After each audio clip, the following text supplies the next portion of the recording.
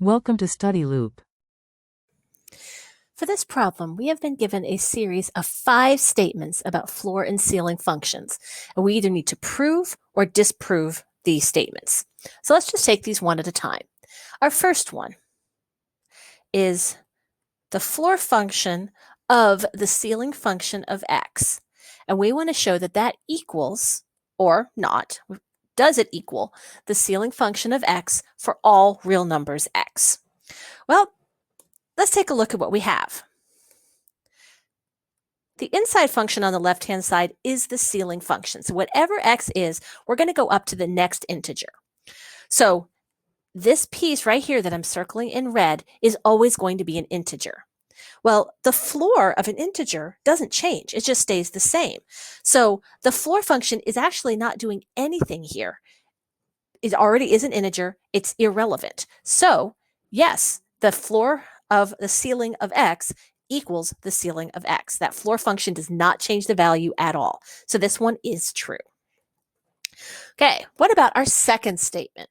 Our second statement says that the floor function of x plus y equals the floor function of x plus the floor function of y. Well, this one is not true. And I can show that with a very simple counterexample. Let's let x and y both equal 1/2. So what that gives us is the floor function of 1/2 plus 1/2. And we want to, does that equal the floor function of 1/2 plus the floor function of 1/2? Well, on the left-hand side, 1/2 plus 1/2 is 1. So the floor function of 1 is 1. But on the right-hand side, the floor function of each of these fractions is going to be 0. And that is an impossibility. So this one is false. Okay, statement number 3. That is the ceiling function of x divided by 2 divided by 2. Does that equal the ceiling function of x divided by 4? Okay. Well, in this case, it is true. But it takes, I'm going to break this up in a couple of cases so we can see what we have. Now, let's say I'm going to break x up into, I'm going to rewrite it as 4n plus y. So some multiple of 4, whatever its closest multiple of 4 is, plus whatever the remainder is. So for example, if x is 30, this would be 4 times 7 plus 2. I'm taking the closest multiple of 4, and then y will be whatever that end bit is. Now, if x is already divisible by 4, if x is 28 or 32 or 40, this is automatically true because the ceiling functions of integers doesn't change anything. So I can divide by 2, I can divide by 4. It's still going to be just an integer. So that's kind of the trivial case. So I'm going to assume that y is some non-zero number. That's what I really want to care about. So let's take a look at the left-hand or the right-hand side first. If I have x divided by 4, taking the ceiling of that,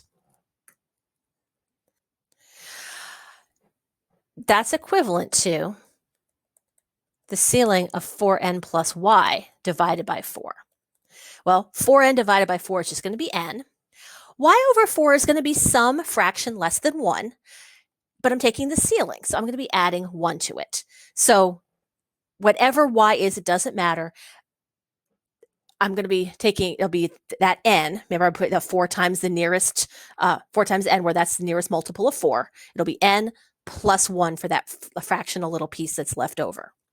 Now, what about the left-hand side? Well, this is going to look like this. Okay, now let's take this in 2 cases. Let's say that y is somewhere between 0 and 2. Okay, somewhere between 0 and 2. That means when I take that, look at the numerator, I'm going to end up with 2n, and y over 2 is going to be less than 1. So I'm going to be going up 1. Okay, dividing by 2. And that's going to give me n, again, plus a half. I round that up, n plus 1. That works. That matches what I expect to see. Now, what if instead of y being between 0 and 2, what if I let y now be between 2 and 4? Okay, greater than or equal to 2, but less than 4. Well, in that case, how does this change? Well, 4n over 2 is still going to be 2n, but now y over 2 is going to be an improper fraction, somewhere between 1 and 2. So instead of a 1 here, it's going to be a 2. Okay, because when I round that up, it's going to be a 2. Now I'll have n divided by 1. This piece doesn't change. So no matter what that fractional piece y is that's left over, both the left and right hand side equal n plus 1. So this one is indeed true. Okay, let me scroll down where I've got a little more room. We've got 2 more statements to look at. Statement number 4 says it's the floor function of the square root of the ceiling of x. And I want to know if that equals the floor of the square root of x. In other words, does that ceiling function under the square root matter? Well, this one is going to be false. And again, I can prove it with a counterexample. Let's let x equal 3.9, just under 4. So when I have this, I have the floor of the square root of the ceiling of 3.9. And does that equal the floor of the square root of 3.9? Well, let's take the left-hand side first. The ceiling of 3.9 is 4. Square root of 4 is 2. So the floor of that side is going to be 2. Does that equal the right-hand side? Well, the square root of 3.9 is going to be just less than 2. When I take the floor, it's going to drop it back to 1. That is not the same. So these two are not equal. Okay, last statement. The last statement says that the floor of x plus the floor of y plus the floor of x plus y, is that less than or equal to the floor of 2x plus the floor of 2y? Is that true? This one is true. But again, to show this, I'm going to break it up a little bit into a few pieces. First, and let's just do a blue for this one. Let's say that x and y have fractional pieces. Okay, again, if I'm looking at the integer plus whatever that fractional piece is, less than a half. Well, if that's true, then the floor of x will be x, the floor of y will be y, and the floor of x plus y is just going to be x plus y, because even if I add them together, if they each have fractional pieces less than a half, it won't go over to the next integer. And that is going to be actually equal to 2x plus 2y. When I multiply those by 2, it is not enough to go to the next integer, so that side is going to be 2x plus 2y. So that works. What if one of them has a fractional piece greater than a half? And I'm just going to use x for the example. We could do the same example for y. Let's say y has a fractional piece less than a half, x has a fractional piece more than a half.